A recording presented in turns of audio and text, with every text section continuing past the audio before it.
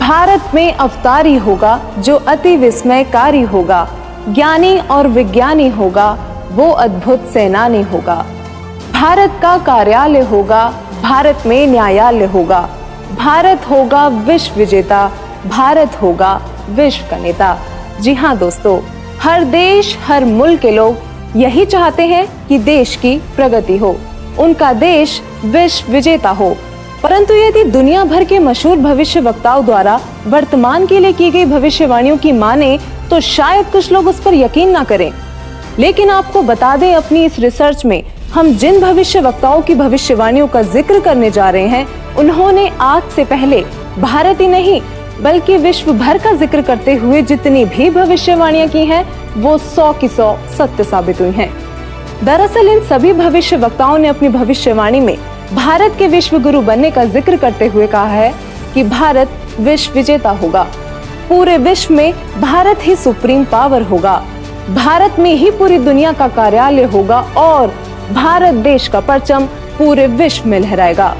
भविष्य वक्ताओं की भविष्यवाणियां भारत में जन्मी एक महाशक्ति के बारे में यह भी बता रही है कि वह महाशक्ति, वह महापुरुष पूरे विश्व में आध्यात्मिक क्रांति ला देगा, जिसके आध्यात्म ज्ञान से हर बुराई खत्म हो जाएगी, जिससे पूरे विश्व में शांति स्थापित होगी और तीसरा विश्व युद्ध भी टल जाएगा। नमस्कार दोस्तों, आज हम आपके सामने ऐसे महान भविष्य वक्ताओं की भविष्यवाणी लेकर आए हैं जिन्होंने समय से पहले समय की तस्वीर दिखा दी थी, जिनके धुंधले प्रतिबिंब आज स्पष्ट रूप से दिखाई दे रहे हैं। जी हाँ, आज हम आपके सामने एक ऐसे रहस्य का खुलासा करने जा रहे हैं जो एक विचित्र बदलाव की ओर संकेत करता है, एक ऐसा दौर जो विश्व में मानवता और शांति को मुकम्मल करेगा। भविष्यवाणियों के अनुसार लोगों में एक नए तरह का आध्यात्मिक झुकाव देखने को मिलेगा और यह एक आध्यात्मिक संत उस महापुरुष की जागृति से संभव होगा। वो इतना शक्तिशाली होगा कि जमीन से अर्श तक उस महाशक्ति की ही शक्ति होगी। जो दृश्य महान भविष्य वक्ताओं ने दिखाया है उस पर विश्वास करना आसान नहीं था। कहते हैं सांच को आंच नहीं लेकिन प्रमाणित करना नागुज़ीर है। यकीन मानिए, जब हमारी टीम ने इस पड़ताल का सफर शुरू किया तो एक नहीं दो नहीं बल्कि बहुत सारे भविष्य वक्ताओं की भविष्यवाणी में उस महापुरुष और महाबदलाव का जिक्र मिला, जिसके बाद उन्हीं सब भविष्यवाणियों को आधार बनाकर हमारी टीम ने उस महापुरुष की खोज शुरू कर दी। दोस्तों, हमारी इस रिसर्च में समय और कठिन परिश्रम लाजमी था, लेकिन परिणाम निराशाजनक नहीं थे। हमने सभी प्रमाण इकट्ठे किए और भविष्यवाणियों से मिलान करने के बाद अब हम उन्हें आपके सामने लेकर आए हैं। हमारी टीम ने तो पता लगा लिया था, मगर अब वक्त था तो जनता को उस महापुरुष के बारे में अवगत करवाने का। हमारी पड़ताल का निष्कर्ष कुछ ऐसा था कि जिसे जानकर हमारी टीम भी चौंक गई थी और अब ये पड़ताल आपके भी होश उड़ा देगी। तो वीडियो छोड़कर कहीं जाइएगा मत। दोस्तों, वो महापुरुष हम सबके बीच मौजूद है। वीडियो को अंत तक देखिए और जानिए कि कौन है वो महाशक्ति। दोस्तों, बहुत से लोगों ने इन भविष्यवाणियों को अपने हिसाब से किसी पर सेट करने की कोशिश की है। कुछ लोग ओशो को वह महाशक्ति बताते हैं तो कुछ जय गुरुदेव पंथ के प्रवर्तक श्री तुलसीदास जी को, कुछ भारत के माननीय प्रधानमंत्री श्री नरेंद्र मोदी जी पर ये भविष्यवाणी सेट करते हैं तो कुछों ने अन्य संतों व राजनेताओं पर सेट करने की कोशिश की है। लेकिन वास्तव में ये सभी भविष्यवाणियां बिल्कुल फिट किस महापुरुष पर बैठती है, यह जानकारी आपको हमारी रिसर्च को देखने के बाद खुद ब खुद मिल जाएगी। सबसे पहले हम आपको कुछ ऐसे महान भविष्य वक्ताओं की भविष्यवाणियों से रूबरू करवाते हैं जो अपनी सटीक भविष्यवाणी से विश्व विख्यात हैं। हमारे पहले महान भविष्य वक्ता हैं इंग्लैंड के विलियम जॉन वार्नर हैमॉन्ड उर्फ कीरो, जिनको दुनिया के मशहूर हस्तरेखा विज्ञानी के तौर पर जाना जाता है। भारत की आजादी व भारत के उज्जवल भविष्य की सटीक भविष्यवाणी करने वाले कीरो विश्व में होने वाले इस परिवर्तन को किस तरीके से देख रहे थे, आइए जानते हैं।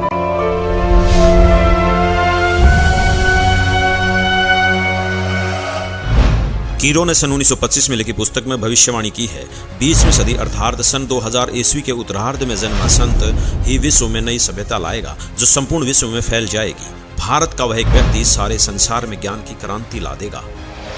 इंग्लैंड के भविष्यवक्ता कीरो की भविष्यवाणी से हमें एक संकेत मिला कि जिस महापुरुष पर ये भविष्यवाणियां सेट होनी है उनका जन्म 1950 के बाद का होना चाहिए।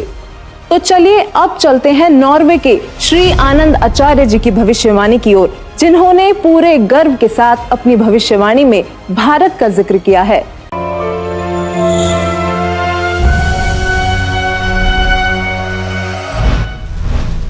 श्री आनंदाचार्य की भविष्यवाणी के अनुसार 1998 के बाद एक शक्तिशाली धार्मिक संस्था भारत में प्रकाश में आएगी, जिसके स्वामी एक गृहस्थ व्यक्ति की आचार संहिता का पालन संपूर्ण विश्व करेगा। धीरे धीरे भारत औद्योगिक, धार्मिक और आर्थिक दृष्टि से विश्व का नेतृत्व करेगा और उसका आध्यात्मिक तत्वज्ञान ही पूरे विश्व को मान्य होगा। आनंद आचार्य जी की भविष्यवाणी से हमें एक और संकेत मिला कि वो महापुरुष गृहस्थी होगा। दोस्तों, ये कुछ ऐसी भविष्यवाणियां हैं जो शायद आपने कभी सुनी तो होंगी, लेकिन कभी उन पर गौर नहीं किया होगा। अब देखते हैं नवयुग के बारे में भविष्यवाणी करने वाले इजराइल देश के जाने माने भविष्यवक्ता प्रोफेसर हरार जी का क्या कहना है।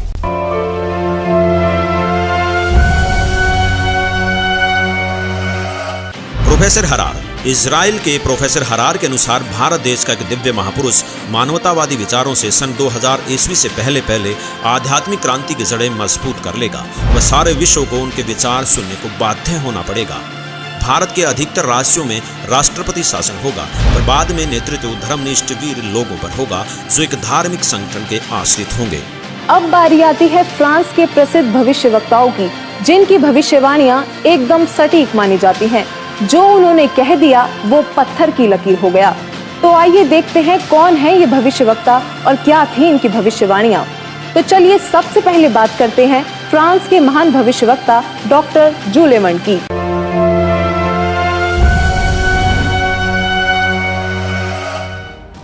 डॉक्टर जूले वर्न के अनुसार भारत से उठी ज्ञान की धार्मिक क्रांति नास्तिकता का नाश करके आंधी तूफान की तरह संपूर्ण विश्व को ढक लेंगी।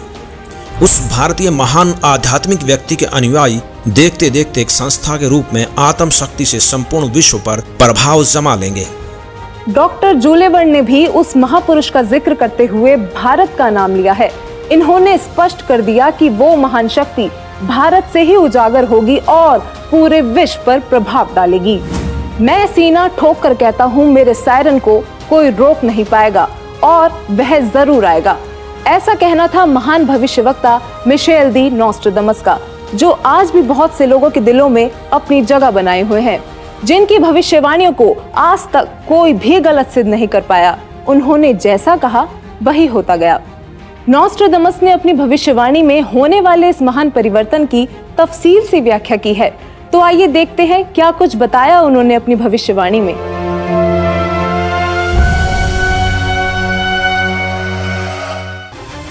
नोस्ट्रादामस सन 1555 में अपने ग्रंथ के शतक 10 श्लोक 96 में उस महापुरुष के बारे में बताया है कि वह महापुरुष एक ऐसे देश में जन्म लेगा जो 3 तरफ से समुद्र से घिरा हुआ होगा तथा उस देश का नाम एक सागर हिंद महासागर के नाम से होगा, यानी कि हिंदुस्तान। दोस्तों, विश्व में हिंदुस्तान ही ऐसा देश है जो 3 ओर से सागर से घिरा है तथा हिंदुस्तान ही एकमात्र देश है जिसका नाम किसी सागर के नाम से मेल खाता है, हिंद महासागर। फिर शतक 20 श्लोक 25 में कहा है कि वो महापुरुष हिंदुस्तान में पैदा होगा। वह महापुरुष एक ऐसे प्रांत में जन्म लेगा जिसमें 5 नदियां बहती हों। यह उल्लेख उन्होंने शतक 1 श्लोक 50 में किया है। दोस्तों, हिंदुस्तान में पंजाब ही एकमात्र ऐसा प्रांत है जिसमें 5 नदियां बहती हैं, जिनके नाम आपके सामने हैं। नदियों के नाम हैं सतलुज, व्यास, रावी, झेलम और चेनाब। नोस्ट्रादामस ने शतक 5 श्लोक 41 में बताया है कि उस महापुरुष द ग्रेट शायरन की 4 संतानें होंगी, जिसमें 2 पुत्र और 2 पुत्रियां होंगी। उस महापुरुष के बारे में एक रहस्य उद्घाटन करते हुए नोस्ट्रादामस ने शतक 5 श्लोक 41 में लिखा है कि उस महापुरुष की माताएं 3 बहनें होंगी। नोस्ट्रादामस ने शतक 6 श्लोक 70 में लिखा है कि मैं छाती ठोक कर कहता हूँ कि वह महापुरुष ऐसा ज्ञान बताएगा जो आज से पहले किसी ने नहीं सुना होगा। उसके ज्ञान को सुनकर सभी विद्वान कहलाने वाले धर्मगुरुओं को नतमस्तक होना पड़ेगा। एक बेहद हैरान कर देने वाली भविष्यवाणी नोस्ट्रादामस ने उस महान पुरुष को लेकर करते हुए शतक 1 श्लोक 50 में कहा है कि उस महापुरुष को देशद्रोह अथवा राष्ट्रद्रोही समझकर लोग नफरत करेंगे, लेकिन बाद में सच्चाई जानने के बाद उससे बेहद प्रेम करेंगे। उसके द्वारा स्थापित आदर्श और विचारों का बोलबाला हर जगह हो जाएगा। नॉस्ट्रेडमस ने शतक 20 श्लोक 25 में कहा है कि वह न तो क्रिश्चियन ईसाई होगा न मुसलमान होगा, वह केवल हिंदू ही होगा। शतक 6 श्लोक 17 में नॉस्ट्रेडमस ने कहा है कि वह महापुरुष पूरे विश्व का संचालक होगा, वह महापुरुष विश्व विजेता होगा। शतक 2 श्लोक 79 में बताया है कि वह महापुरुष अपनी सत्य साधना बताएगा तथा इस क्रूर भूमि अथवा काल लोक से मुक्त करवाएगा। शतक 1 श्लोक 50 में कहा है कि वह महान पुरुष अपने ज्ञान के बल से सब राष्ट्रों को नतमस्तक कर देगा। मैं नॉस्ट्रेडमस आपको स्पष्ट कर दूं कि उस महान संत की उपेक्षा न करें। उस महान संत को आराध्य देव मानकर उसकी पूजा करना आपके लिए बहुत हितकारी होगा, क्योंकि वह आदि पुरुष परमेश्वर का अंश, दुनिया का तारणहार होगा। प्रसिद्ध भविष्यवक्ता नॉस्ट्रेडमस जी की भविष्यवाणी से काफी हद तक यह स्पष्ट हो गया था कि उस महापुरुष की क्या पहचान है। हमारी टीम ने उनके बताए हुए हर उस पॉइंट को नोट किया जो हमें महापुरुष की ओर ले जा सकते थे, और इन सभी तथ्यों को मद्देनजर रखते हुए हम आगे बढ़े और अपनी पड़ताल में अन्य भविष्यवक्ताओं की भविष्यवाणियां भी खंगालना शुरू किया। विकसित तथा विकासशील देशों में शुमार अमेरिका, वहां पर भी भारत और उस अवतारी पुरुष का जिक्र हुआ। तो चलिए अब रुक करते हैं अमेरिका के भविष्यवक्ताओं की भविष्यवाणियों का, जो इस प्रकार हैं। अमेरिका के न्यू जर्सी शहर की मूर्धन्य भविष्यवक्ता फ्लोरेंस, जो कि अपनी सटीक भविष्यवाणी से विश्व प्रसिद्ध हैं तथा जिनकी भविष्यवाणियों से भारत उम्मीद की किरण नजर आता है। दरअसल इस महिला भविष्यवक्ता ने उस महापुरुष के बारे में ऐसे ऐसे रहस्य खोले हैं जिन्हें सुनकर आप भी अचंभित रह जाएंगी। यह अक्सर उस महापुरुष को ध्यान लगाते समय देखा करती थी। तो आइए जानते हैं उन्होंने उस महापुरुष के बारे में क्या क्या रहस्य खोले हैं।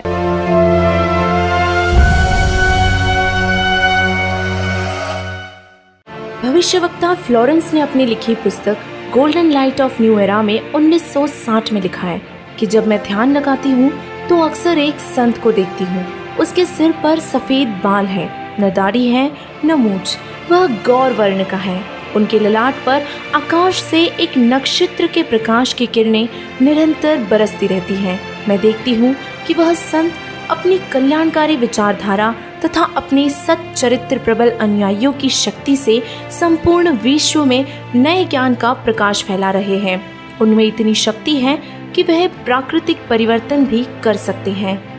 मैं उस पवित्र स्थान पर एक प्रचंड तपस्वी को देख रही हूँ, जिसका तेज बड़ी ही तेजी से फैल रहा है। मनुष्य में सोए दैवत्व को जगाने तथा धरती को स्वर्ग जैसा बनाने के लिए वह संत दिन रात प्रयत्न कर रहे हैं। भविष्यवक्ता फ्लोरेंस बताती हैं कि मैं भविष्य के विषय में एक बहुत ही महत्वपूर्ण बात बता रही हूँ।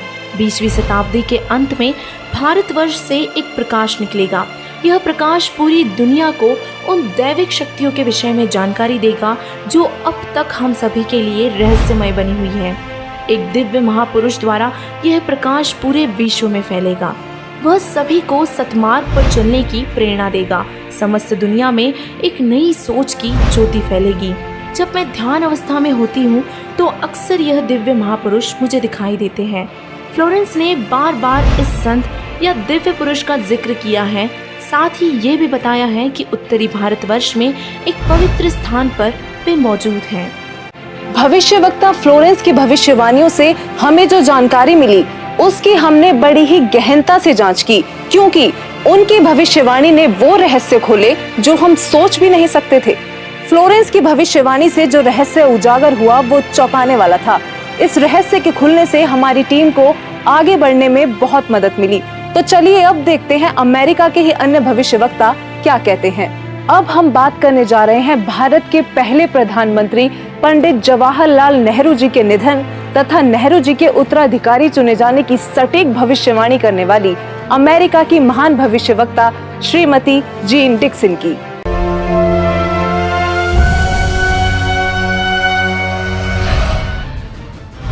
अमेरिका की महिला भविष्यवक्ता जीन डिक्सन में भविष्य दर्शन की जबरदस्त प्रतिभा थी। उनके अनुसार 20वीं सदी के अंत से पहले विश्व में एक घोर हाहाकार तथा मानवता का संहार होगा।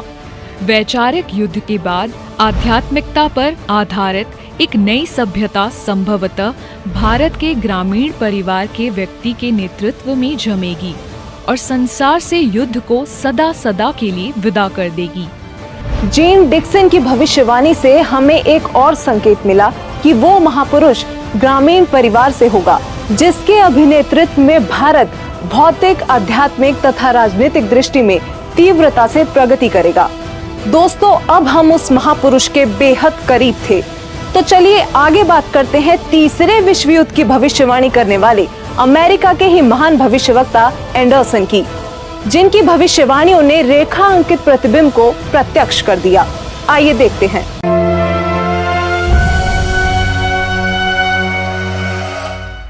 21वीं सदी में भारत के देहात का एक धार्मिक व्यक्ति एक मानव, एक भाषा और एक झंडे की रूपरेखा का संविधान बनाकर संसार को सदाचार, उदारता, मानवीय सेवा व प्यार का सबक देगा। एंडरसन जी की भविष्यवाणी भी 21वीं सदी की ओर संकेत कर रही थी, जिस दौरान वो महापुरुष एक भाषा, एक मानव तथा एक झंडे की रूपरेखा रखेगा। इतने संकेत मिलने के बावजूद भी हमने अन्य भविष्यवक्ताओं की भविष्यवाणियां देखना जारी रखा और अब हमारे सामने आती है हंगरी की महान भविष्यवक्ता बोरिस्का की भविष्यवाणी। बोरिस्का का नाम भी भविष्यवक्ताओं की सूची में अव्वल है, जो विकसित अनचेतना से संपूर्ण जगत की भूतकालीन तथा भावी गतिविधियों को देख पाने में सक्षम थी।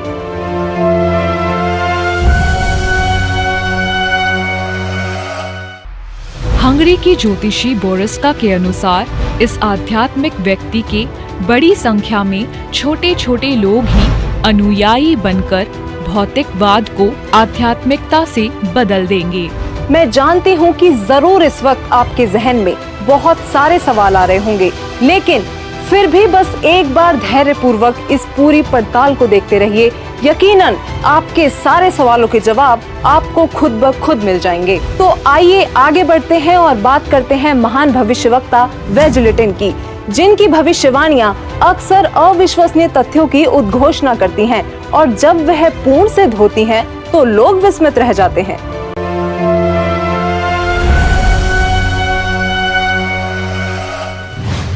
श्री वेजलेटिन। भविष्यवक्ता श्री वेजलेटिन के अनुसार 20वीं सदी के उत्तरार्ध में सन 1950 के पश्चात विश्व में आपसी प्रेम का अभाव, मानवता का हास, माया का संग्रह की दौड़, लूट व राजनेताओं का अन्यायी हो जाना आदि आदि बहुत से उत्पात देखने को मिलेंगे। परंतु भारत में उत्पन्न हुई शांति, भ्रातृत्व भाव पर आधारित नई सभ्यता संसार से देश, प्रांत और जाति की सीमाएं तोड़कर विश्व भर में अमन और चैन उत्पन्न करेंगी। भविष्यवक्ता वेजलेटिन ने अपनी भविष्यवाणी में आज की स्थिति का बखूबी जिक्र किया है। उन्होंने कहा है कि जहां लोगों में आपसी प्रेम का अभाव हो जाएगा, मानवता का ह्रास शुरू हो जाएगा, राजनेता अन्यायी हो जाएंगे और धन कमाने की दौड़ लगी होगी, पूरी दुनिया में अशांति का माहौल होगा, तब वह महापुरुष अपने आध्यात्मिक विचारों से शांति लाएगा। इस हाहाकार को मिटाने वाला महापुरुष बहुत ही जल्द पूरे विश्व में शांति लाएगा। दोस्तों, भविष्यवाणियों की पड़ताल का ये सफर हमारे लिए किसी चक्रव्यूह से कम नहीं था, लेकिन हमें यकीन था कि कहीं ना कहीं ये सफर हमें हमारी मंजिल तक जरूर पहुंचा देगा, और ऐसा ही हुआ। क्योंकि वो महापुरुष भारत से है, तो विदेशों के इन सभी भविष्यवक्ताओं की भविष्यवाणियों से जो जो संकेत हमें मिलते गए, उन पर गौर करते हुए अब हम भारत के भी कुछ संतों की भविष्यवाणियों पर ध्यान देने लगे। तो चलिए सबसे पहले बात करते हैं सिख धर्म के गुरु श्री गुरु नानक देव जी की, जिनके बारे में हमें ज्यादा बताने की जरूरत नहीं, क्योंकि सब उनसे बखूबी परिचित हैं। उनकी पुस्तक जन्म साखी भाई बालेवाली में एक ऐसी भविष्यवाणी मिली है जो ये स्पष्ट करती है कि वो महापुरुष कौन होगा। तो आइए देखते हैं क्या है ये भविष्यवाणी।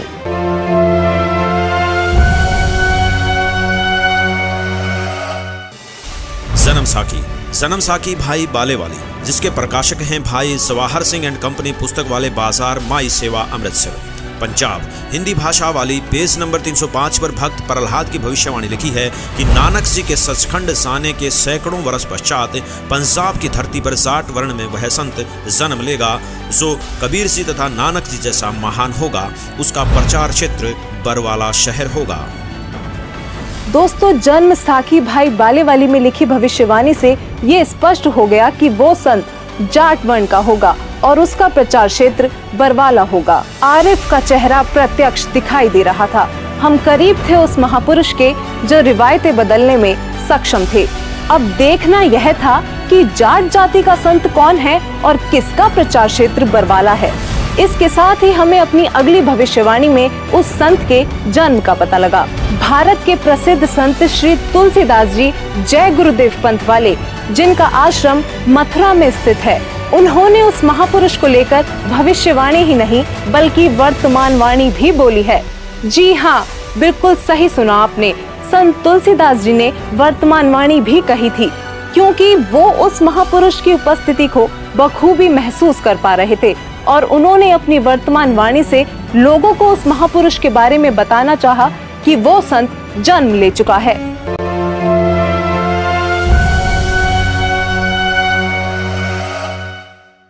श्री तुलसीदास जी उर्फ जय गुरुदेव जी ने 7 सितंबर 1971 में भविष्यवाणी की थी, जो अपनी शाकाहारी पत्रिका में पेज नंबर 50 में लिखी है कि वह अवतार जिसकी लोग प्रतीक्षा कर रहे हैं वह 20 वर्ष का हो चुका है। यदि उसका पता बता दूं तो लोग उसके पीछे पड़ जाएंगे। अभी ऊपर से बताने का आदेश नहीं हो रहा है। मैं समय का इंतजार कर रहा हूँ। सभी महापुरुषों ने समय का इंतजार किया है और समय आने पर सबको सब कुछ मालूम हो जाएगा। श्री तुलसीदास जी द्वारा 28 अगस्त 1971 को की गई भविष्यवाणी अनुसार महापुरुष का जन्म भारतवर्ष के एक छोटे से गांव में हो चुका है और वह व्यक्ति मानव इतिहास का सबसे महत्वपूर्ण व्यक्ति बनेगा। उसे जनता का इतना बड़ा समर्थन प्राप्त होगा कि आज तक किसी को नहीं मिला है। वह महापुरुष नए सिरे से विधान को बनाएगा और वह विश्व के संपूर्ण देशों पर लागू होगा। उसका एक झंडा होगा, उसकी एक भाषा होगी। शाकाहारी पत्रिका का उपरोक्त वर्णन पुस्तक जय गुरुदेव की अमृतवाणी भाग 2 के 50 तथा 59 पर लिखा है, जिसकी लेखिका हैं दिव्या शर्मा तथा मुद्रक हैं अर्जेंट प्रिंटिंग प्रेस, पुराना बस स्टैंड, मथुरा। इसके साथ ही एक और भविष्यवाणी बाबा जय गुरुदेव उर्फ तुलसीदास जी द्वारा 28 अगस्त 1971 को की गई थी, जो शाकाहारी पत्रिका पृष्ठ 59 में लिखी है। संत तुलसीदास जी ने अपनी वाणी में यह स्पष्ट रूप से बताया कि वो संत पृथ्वी पर मौजूद है और 7 सितंबर 1971 को वह पूरे 20 वर्ष का हो चुका है। राजस्थान के भविष्यवक्ता बाबा रामदेव को कौन नहीं जानता। इन्होंने तो कमाल ही कर दिखाया है।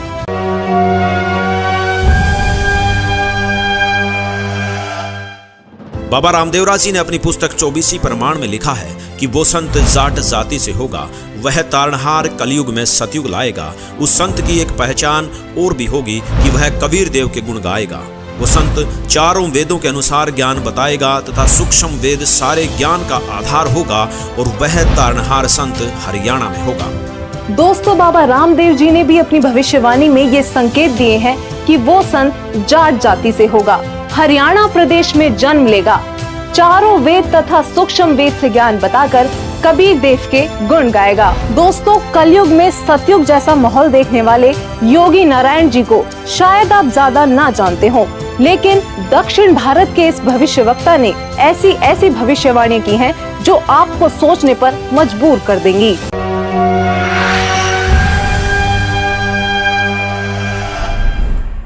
दक्षिण भारत के कर्नाटक के योगी नारायण जी ने अपनी पुस्तक काल ज्ञान में उस महापुरुष के साथ साथ उनके द्वारा लाए जाने वाले राम राज्य का भी जिक्र किया है। योगी नारायण जी की भविष्यवाणी कहती है कि वह दैविक शक्ति वाला महापुरुष पूरे विश्व को एक करके पूरे साम्राज्य पर राज करेगा, सबका प्रभु बनेगा। वह महापुरुष उत्तरी भारत से हो सकता है, ऐसा संकेत दिया है। उस महापुरुष का शासन धर्म युक्त होने के कारण वर्षा अच्छी होगी, फसल भी अच्छी आएगी। जनता आने वाले समय में ज्यादा पैसों के पीछे ना पड़कर और अपने समय को बर्बाद ना करके तत्वचिंतन, आत्म कल्याण व लोक कल्याण के कार्य में मगन रहेंगे। वो सदियों से ठीक ना होने वाली बीमारी को प्रारब्ध के पाप का फल बोलते हैं, लेकिन उसके द्वारा दिए गए तारक मंत्र से उनके साम्राज्य में आपको प्रारब्ध कर्म के पाप का फल नहीं भोगना होगा और किसी भी प्रकार के असाध्य रोग ठीक हो जाएंगे। वाणी नंबर 22 पेज नंबर 225। उसके आदेश से शराब, तंबाकू, गांजा और भी जितने नशीले पदार्थ हैं उनको खाना पीना तो दूर, हाथ लगाने को भी निषेध होगा। प्रजा में ऊंच नीच का कोई भी प्रश्न नहीं रहेगा। सभी आपस में प्यार से मिलजुल कर रहा करेंगे। कौम, जाति, धर्म के नाम पर झगड़ा कराने वाले स्वार्थी नहीं रहेंगे। वाणी नंबर 23 पेज नंबर 229। इससे पहले बताई गई भविष्यवाणी में लोक प्रभु बनने वाला वो महापुरुष ब्रह्म विद्या धुरंधर गुरु होगा अध्यात्म का पूर्ण जानकार होगा, परब्रह्म को बड़े साहस पूर्वक ढंग से बताएगा कि पूर्ण परमात्मा ही पूजा के योग्य है, पूर्ण ब्रह्म की ही पूजा करनी चाहिए। वाणी नंबर 24, पेज नंबर 235-236। वह महापुरुष अपने अनुयायियों को रेचक कुंभक यानी श्वास के जरिए अजप जाप मंत्र देकर भक्ति साधना कराएगा। इससे मन संयमित रहेगा, इंद्रियों पर विजय प्राप्त होगी, मनोलय यानी मन में शांति होगी, अष्टसिद्धि तत्व ज्ञान युक्त होकर जीव मोक्ष की ओर बढ़ेगा। दर्शकों, सभी भविष्य वक्ताओं की भविष्यवाणियों की पड़ताल करने के बाद अब हमारे पास बहुत सारे तथ्य एकत्रित चुके थे, जिनको हमने एक साथ रखकर देखा तो एक पहेली जैसे सुलझ सी गई हो। अब हमारे सामने एक ऐसा डेटा था जिसके आधार पर हमने सभी संतों पर भविष्यवाणियां सेट करनी शुरू कर दी, चाहे वो ओशो हो या राधा स्वामी पंथ के प्रवर्तक श्री गुरविंदर सिंह जी, सतपाल जी महाराज हो या फिर बाल योगेश्वर आदि। दोस्तों, हमारी इस फेरियस्त में हर वो संत और महापुरुष मौजूद थे जिनका नाम अक्सर आपके जहन में आता होगा। आध्यात्मिक संत या महापुरुष ही नहीं, बल्कि हमने प्रधानमंत्री नरेंद्र मोदी जी जैसे राजनेताओं पर भी भविष्यवाणी को सेट करके देखा, लेकिन एक एक करके सभी संतों व राजनेताओं की छटनी होती चली गई और अंत में हमारे सामने थे एक ऐसे संत, एक ऐसे महापुरुष जिनके बारे में हमने सोचा तक नहीं था। केवल एक यही संत ऐसे थे जिन पर सारी की सारी भविष्यवाणियां खरी उतर रही थी। दोस्तों, अब हम आप सभी दर्शकों से अनुरोध करते हैं कि दिल थाम कर बैठिए और तैयार हो जाइए उस महापुरुष को देखने के लिए, क्योंकि अब हम पेश करने जा रहे हैं उस महापुरुष की तस्वीर। दोस्तों, वो संत कोई और नहीं बल्कि पूरी दुनिया में सब संत महंत गुरु आचार्यों शंकराचार्यों से हटकर सर्वधर्म ग्रंथों के आधार पर सद्भक्ति प्रदान करने वाले अद्वितीय महापुरुष जगत गुरु तत्वदर्शी संत रामपाल जी महाराज हैं।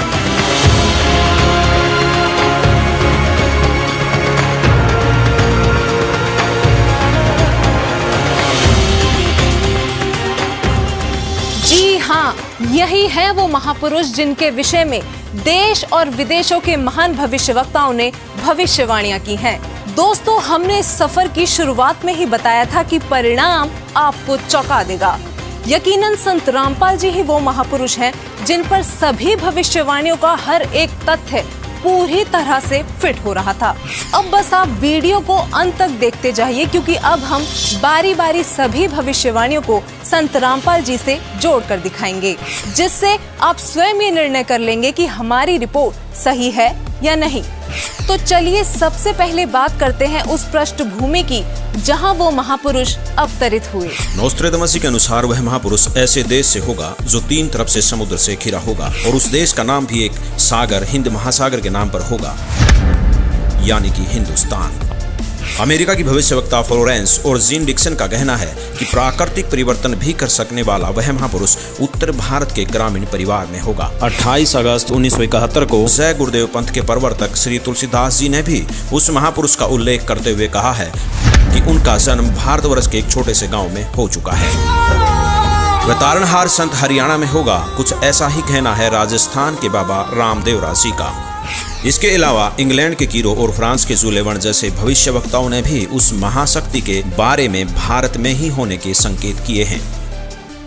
संत रामपाल जी का जन्म उत्तर भारत के छोटे से गांव धनाना, जिला सोनीपत, हरियाणा, जो कि पहले पंजाब प्रांत था, वहां एक ग्रामीण परिवार में हुआ। इंग्लैंड के भविष्यवक्ता कीरो ने उस संत का जन्म 20वीं सदी के उत्तरार्ध में अर्थात सन 1950 के पश्चात 1951 में हुआ बताया है। तो वही श्री तुलसीदास जी और जय गुरुदेव जी ने भी 7 सितंबर 1971 की अपनी भविष्यवाणी में बताया है कि वह महापुरुष 20 वर्ष का हो चुका है। संत रामपाल जी का जन्म 8 सितंबर 1951 में यानी कि 20वीं शताब्दी के उत्तरार्ध में हुआ है और श्री तुलसीदास जी द्वारा की गई भविष्यवाणी के अनुसार 7 सितंबर 1971 को संत रामपाल जी पूरे 20 वर्ष के हो चुके थे। फ्रांस के महान भविष्यवक्ता नोस्ट्रेदामस के अनुसार वह महापुरुष न ईसाई होगा और न मुसलमान, वह केवल हिंदू ही होगा।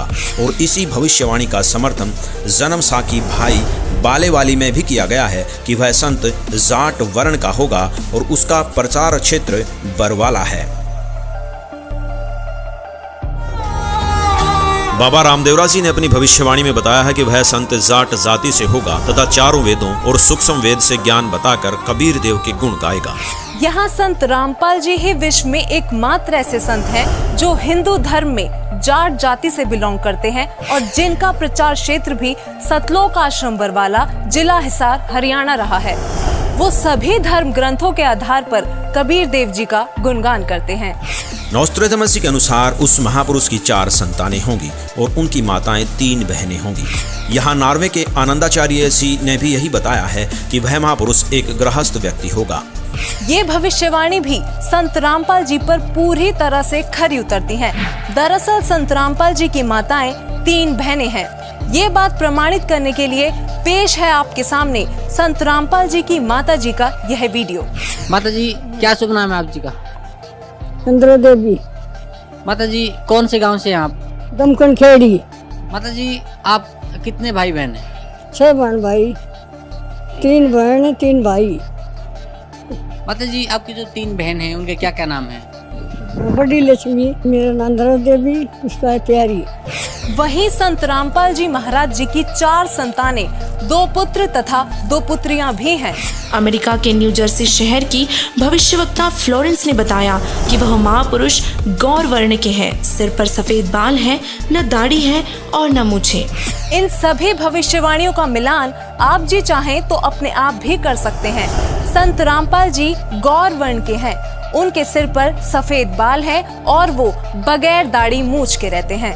एक आश्चर्यचकित भविष्यवाणी करते हुए फ्रांस के नॉस्ट्रेडमस जी कहते हैं कि प्रथम तो लोग उस महापुरुष को देशद्रोही अथवा राजद्रोही समझकर नफरत करेंगे, लेकिन बाद में सच्चाई जानकर बेहद प्रेम करेंगे। दोस्तों, 2014 में संत रामपाल जी पर देशद्रोह का झूठा केस भी लगाया गया, लेकिन आज संत रामपाल जी की लोकप्रियता लोगों के सिर चढ़कर बोल रही है। कुछ और बातें जो भविष्यवाणियों में सामने आई वो इस प्रकार हैं। अमेरिका के भविष्यवक्ता एंडरसन के मुताबिक 21वीं सदी में वह महापुरुष एक मानव, एक भाषा व एक झंडे की रूपरेखा रखेगा। योगी नारायण जी के अनुसार उस संत के आदेश से शराब, तंबाकू, गांजा और भी जितने नशीले पदार्थ हैं उनको खाना पीना तो दूर, हाथ लगाने को भी निषेध होगा। प्रजा में ऊंच नीच का कोई प्रश्न नहीं रहेगा। सभी प्यार से आपस में मिलजुल कर रहा करेंगे और वह महापुरुष रेचक कुंभक यानी श्वास उश्वास के जरिए अजप्पा जाप मंत्र देकर भक्ति साधना कराएगा। वह पूर्ण परमात्मा को ही पूजा के योग्य बताएगा।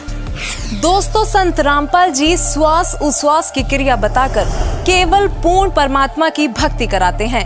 संत रामपाल जी से नाम दीक्षा लेकर करोड़ों भक्त उनके आदेश अनुसार नशीली वस्तुओं को हाथ तक नहीं लगाते और ना ही किसी जाति पाति धर्म मजहब में भेदभाव करते हैं, क्योंकि संत रामपाल जी कहते हैं, जीव हमारी जाति है, मानव धर्म हमारा, हिंदू मुस्लिम सिख ईसाई कोई धर्म नहीं है न्यारा। अमेरिका की ही भविष्यवक्ता फ्लोरेंस बताती हैं कि वह संत अपनी कल्याणकारी विचारधारा तथा अपने सच्चरित्र प्रबल अनुयायियों की शक्ति से पूरे विश्व में नए ज्ञान का प्रकाश फैला रहा है।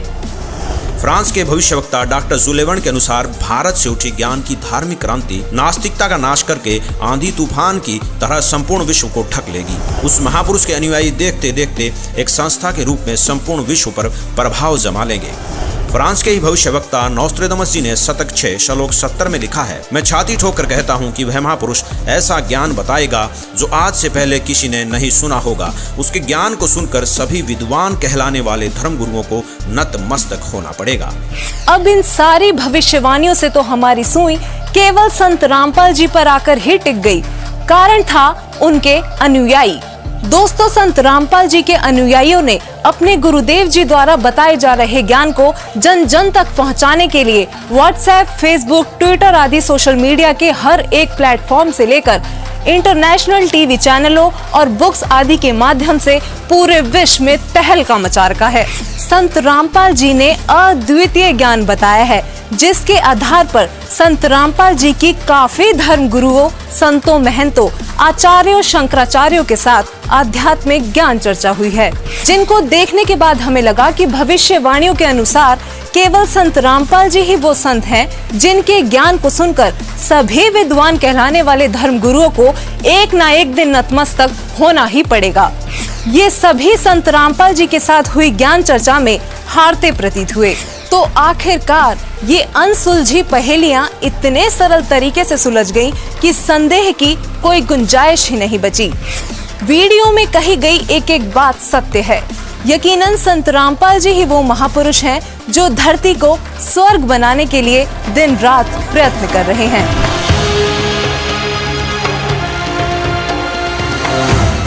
बर में पंथ प्रगट हो बाणी, ये बर माँ पंथ गरीबदास के पंथ में कहते, मेरी महिमा की वाणी, मेरी लीला की वाणी पुनः प्रगट होगी उसके द्वारा, और शब्द हमारे का निर्णय ठानी। बर में पंथ प्रगट हो बाणी, हवे बाणी ये हवे है, और शब्द हमारे का निर्णय ठानी। अस्थिर घर का मरम ना पावे, ये 12 पंथ हम ही को ध्यावे। कि 12 पंथ तक, गरीबदास पंथ तक ये उस स्थायी स्थान पर नहीं जा सकते, सतलोक प्राप्ति नहीं कर सकते। फिर कहते हैं बर में पंथ हम ही चलावें, बर में पंथ में हम ही चलकर आवेंगे। गरीबदास वाले में आगे चल गए और सब पंथ मिटा के एक का पंथ चलावें। और कहते हैं अब परमात्मा ने कलयुग को 3 चरणों में बांटा है। ये प्रथम चरण कलयुग निर्याना, तब मगर मांडो मैदाना। प्रथम चरण कलयुग का उस समय समझो जब मगर से सह शरीर जाऊंगा, वो प्रथम चरण होगा। और बीचली पीढ़ी का कब होगा? 5505 बीत जाएंगे तब। अब देखो आगे ये बताया कि कलयुग ऐसे ऐसे बीतेगा। और फिर बताया है कि 5000, ये कलयुग के विषय बताया कि 5505 तब ये शब्द होगा सच्चा। ओए होए, कहते 5505 वर्ष जब बीत जाएंगे तब यह मेरी बात सच्ची होगी। ये कबीर सागर है। और इसके सवसम बोध नामक एक चैप्टर है और खंड इसका वही बोध सागर खंड है। 170 पृष्ठ से यहाँ से देखियो, ये सत्य कबीर वचन यानी परमात्मा के वचन है, लेकिन हमारे काम के ये यहाँ से हैं। 171 पृष्ठ से सवसम वेद बोध, सवसम वेद बोध यहाँ लिखा है 5 सहस और 500 जब 5 सहस और 500 यानी 5500 जब कलयुग बीत जाए, महापुरुष फरमान तब जग तारण को आए। अब 5 सहस और 500 यानी 5500 जब कलयुग बीत जाए, महापुरुष फरमान तब जग तारण को आए।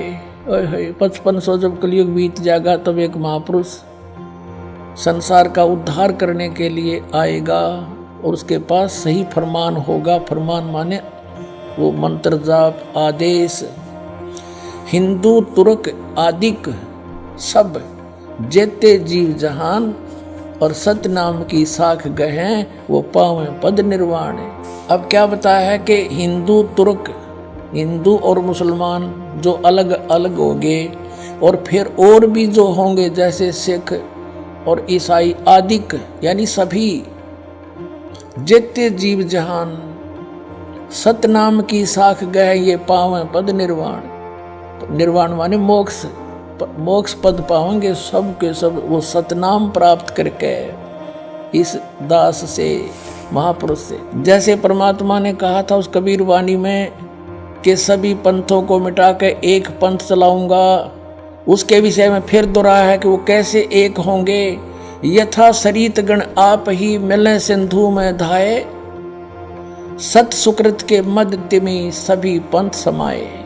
क्या बताया कि जैसे सरित गण यानी नदियों का, नदियां, सरित गण माने नारी नारी नदी, और आप ही उस समुद्र में जाकर वेग धाय माने शीघ्रता से मिल जाती हैं फटाफट। ऐसे उस सत सुकृत यानी उस सच्चे पंथ के मध्य जो हम चलाएंगे, उसमें तिमी माने उसमें सब ऐसे ही समाये जैसे सरिता दरिया अपने आप समुद्र में स्पीड में जाकर मिल जाती, एक हो जाते हैं। ऐसे सत सुकृत के मध्य सब पंथ समाये, सब एक हो जाएंगे। अब क्या बताते हैं परमात्मा धर्मदास जो मैंने ये सवसम वेद में जो लिख दिया, जो वचन बोले हैं, ये जब लग पूर्ण होए नहीं ठीके को तिथिवार। ये ठीक क्या होती है? जैसे हमारे पहले पुराने समय में हम छोटे छोटे थे, जब यूं कहा करते कि एक व्यापारी भैंस ले गया और पैसे ना देता, आगे से आगे ठीक बता रहा है, आगे तागे समय धर रहा है, पैसे नहीं दे रहा। तो इस प्रकार यहाँ वो बताया है कि यो मैंने जो ठीक धर रखी है ना, ठीक वो निर्धारित समय कर रखा है कि धर्मदास जब तक वो समय नहीं आएगा ना, तब तक तो ये मेरी बात ये सवसम वेद में लिखी हुई निराधार महसूस होंगी जो कपटी लोगों को। लेकिन जब वो समय ठीक का आ जाएगा ना, जब देखिए ढूंढा पाटेगा। अब देखो, अब हम फिर आगे कि जब लग पूर्ण होए नहीं ठीक को तिथिवार, और कपट चातुरी तब लो ये सवसम वेद निर्धार है। कहते हैं तब तक तो मेरे द्वारा ये बात कही गई सवसम वेद वाली, ये गुप्त ज्ञान, सवसम वेद माने गुप्त ज्ञान, जो पहले भी अब भी कहा है, तो ये निराधार महसूस होगा जब लग पूर्ण होए नहीं ठीका, जो ठीक को तिथिवार, यानी ठीक उस निर्धारित धरे हुए निर्धारित किए हुए समय की जो समय नहीं आएगा, तब तक तो मेरा यो ज्ञान निराधार महसूस होगा। जब वो समय आ जाएगा ठीक का, जो है ठीक का दिन आवंत, युगंत लिखा आवंत, तो क्या होगा? सब ही नारी नर शुद्ध, सब कपट छोड़ के बुराई त्याग देंगे सब नर नारी। और जब ठीक का दिन आवंत और कपट चातुरी छोड़ के वो शरण कबीर गहनत।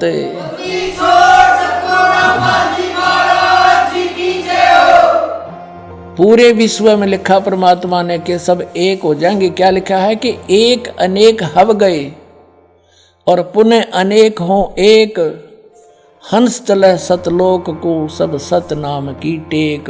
एक से हम अनेक बना दिए काल ने, हिंदू नारे, मुसलमान अलग, सिख नारे, ईसाई अलग से, और नरे धर्म बना दिए और ये मजहब पंथ गणे बना दिए।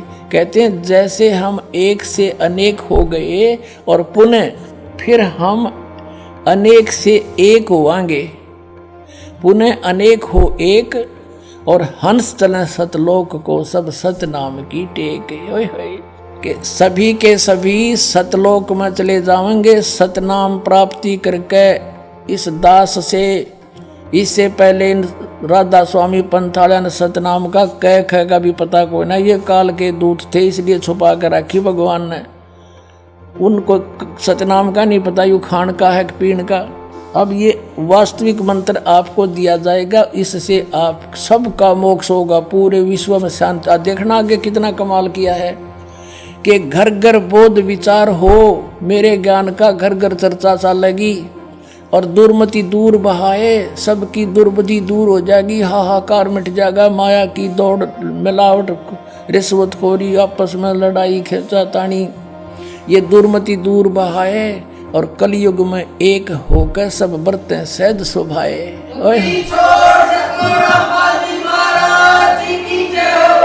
तो 2000 सन में 5508 वर्ष कलयुग बीत गया। अब हम पीछे चले 5505 निकालने के लिए। 1997 में 5505 कलयुग बीता, 1999 में 5507 हो गया और 1998 में 6 हो गया, 1997 में 5505 वर्ष कलयुग बीत गया। और उस समय इस दास को 1997 में 10 बजे इस शुक्ल फागुन की उत्तरते की एकम के दिन 1997 में दास को परमात्मा पुनः मिले थे। उस समय आदेश दे दिया था कि अब समय आ गया है इस सतनाम की को उजागर कर देने का, बेटा कर दे। और मुझसे कहा था कभी किसी को जिक्र ना करना कि मेरे मिलन का समय आने पर बता। लेकिन दास ने लिख दिया था एक पुस्तक में, अभी दिखाते हैं आपको, बहुत पहले। ये पुस्तक है आध्यात्मिक ज्ञान गंगा, ये सन 2009 से चल रही है। और 2005 में दास ने एक पुस्तक लिखी थी भक्ति और भगवान, उसमें भी लिख दिया था। अब देखना, ये आध्यात्मिक ज्ञान गंगा,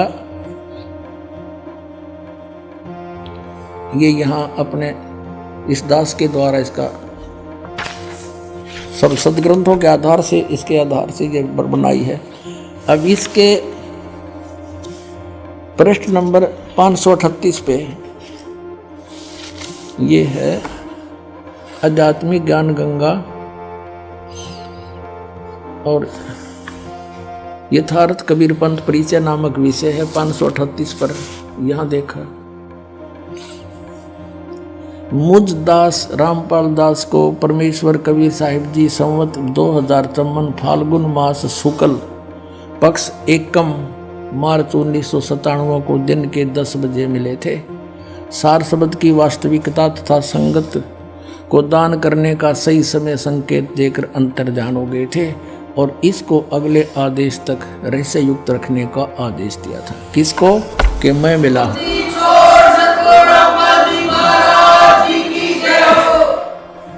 तो पुण्यात्माओं, ये दास ने कोई बाद में नहीं लिखी, ये 5505 तो ईब समझ में आई हमारा। ये ईब कैलकुलेशन करी दोबारा भी कैसे सेट होया। ये वहाँ नो का नो जिसने मालिक ने बना के भेज रखा उसमें कमी नहीं रह सकती।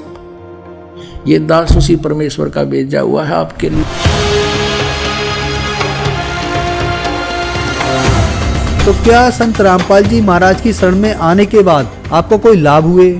संत रामपाल जी महाराज जी की शरण में आने से हमारे जो माइंड में प्रॉब्लम रहती थी वो सही हुई और हमारी बेटी की जो निमोनिया थी वो भी ठीक हुई। हमारी आर्थिक स्थिति ठीक हो गई। मेरे हस्बैंड की जॉब नहीं होती थी, उनकी जॉब पहले पानीपत में लगी, कॉन्ट्रैक्ट पे लगे थे, 2-2.5 साल तक रहे। आज वो परमानेंट जॉब पे करनाल में लगे हैं। आशीर्वाद मात्र से मेरे गले में जो कैंसर की गांठें थी वो बिल्कुल ठीक हो गई और मेरे दिल में छेद था वो भी संत रामपाल जी महाराज के आशीर्वाद मात्र से ही बिल्कुल ठीक हूँ मैं। छोटी मोटी बीमारी थी तो परमात्मा की दया से शरण में आने से संत रामपाल जी महाराज जी के वो भी बिल्कुल दूर हो गई, छोटी मोटी बीमारी जो थी। सदगुरु रामपाल जी महाराज की कृपा से यहाँ आने के बाद में ये नशा पता सब मेरा छूट गया, जबकि इतने कोशिश करने के बावजूद मैं नशे से एक पल भी दूर नहीं रहने पा रहा था। पहले बहुत नशे करता था, दारू गांजा भांग शराब जितने भी हैं टोटल नशे दास किया करता था। संत रामपाल जी की शरण में आने से पहले सबसे पहले तो मुझे एक लाभ हो गया, नशे छूट गए। कैंसर की बीमारी बिना ऑपरेशन बिना कुछ दवा के संत रामपाल जी महाराज जी ने चरणामृत प्रसाद दिया और आशीर्वाद दिया और भक्ति ज्ञान दिया और उसके बाद मैं तंदुरुस्त हूँ और दिन में अपना सब कुछ खाता हूँ, मुझे कोई समस्या नहीं है। सबसे बड़े लाभ ये हुआ है कि मेरे पापा जी हैं जिनको डायबिटीज़ बहुत ज़्यादा ही रहती थी कि 500 से नीचे उतरने वाली डायबिटीज़ आज एकदम नॉर्मल है। गुरुदेव संत रामपाल जी महाराज से नाम दीक्षा लेने के बाद सदगुरुदेव जी ने ऐसे दया करी कि जिस दिन मैंने नाम दीक्षा ली उसी दिन 5 साल से यानी रोटी नहीं खाई थी, लेकिन उसी दिन मैंने 4-5 रोटी खाई और मेरा जलन का रोग समाप्त होने लगा। संत रामपाल जी महाराज से नाम दीक्षा लेने के बाद मेरा कैंसर का रोग बिल्कुल ठीक हो गया, मैं बिल्कुल स्वस्थ हो गया। जो कबीर जी हैं वो पूर्ण परमात्मा हैं और सतगुरु रामपाल जी महाराज जी हैं वो कबीर परमात्मा के खुद अवतार हैं, इस धरती पे आए हुए हैं। उन्होंने ही सब रजा की है, उनकी ही दया से हमें सारे लाभ हुए हैं। जब मैं दोबारा गई पीजीआई, फिर वहाँ टेस्ट हुए तो सारे टेस्ट क्लियर हो गए। अब जो मेरी प्रॉब्लम थी तीसरी स्टेज पे थी, वो मेरा कैंसर खत्म हो गया। हिंदी छोड़ सतगुरु रामपाल जी महाराज जी की शरण में जाने के बाद मैं आज कोई भी फ्रूट है, कुछ भी है, चाहे डस्ट है, मेरे को वो बिल्कुल इफेक्ट नहीं करती है। I can eat everything, I can go anywhere, मैं कुछ भी मतलब आज करने में सक्षम हूँ। जब उस डॉक्टर से मेरी बात हुई तो डॉक्टर ने कहा ये तो सच में आपके गुरुजी का ही चमत्कार है संत रामपाल जी महाराज का, जो ये ठीक हो गया, नहीं तो कैंसर पेशेंट कभी बचता नहीं है इस कंडीशन में। इतना खतरनाक इनको पॉइजन फैल चुका था, पूरा नसों में भर चुका था। उन नसों से ऑटोमेटिकली पॉइजन गायब होना, ये सबसे बड़ा चमत्कार ही है परमात्मा का।